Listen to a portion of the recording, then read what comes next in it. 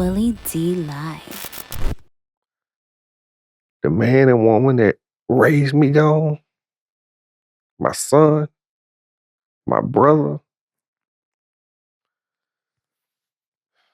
it really just, it builds endurance, man. It builds strength, you know. You don't know how much strength you got until you're at your weakest moment, man. When I lost my son, bro, I felt like I had been broken into a million pieces, man. You seem to be a man of strong faith. Did Right. you ever question God?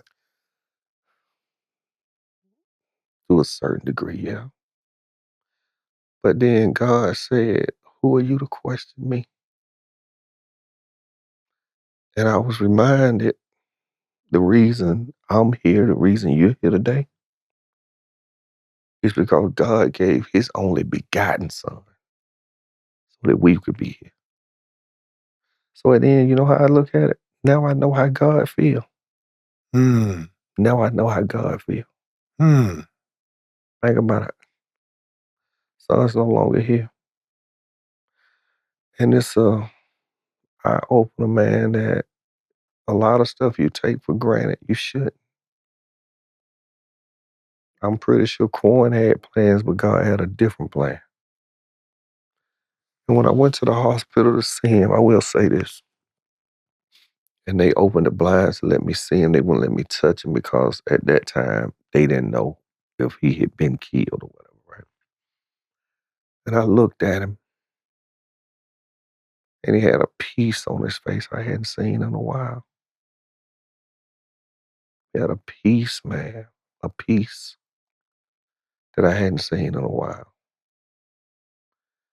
And I said to my family that was in the room, I said, it's a message in this for everybody. And the beautiful thing about it, everybody's message is different. My message was, Dad, enjoy your life, man. And dealing with what I'm dealing with the loss of him, Willie, that's what I'm trying to do. I'm trying to enjoy my life, man. It's hard, bro. It's very hard, man. Do you think that? How many more kids do you have? I got two more, so I got a boy and a girl now. Yeah. Do you think that perhaps you put too much into your children to whereas like you was like, my life is my children, like, because that's how some people are. They forego their own dreams and aspirations and whatever. And not just that, but they even forego just daily activities and hobbies and invest everything into their child.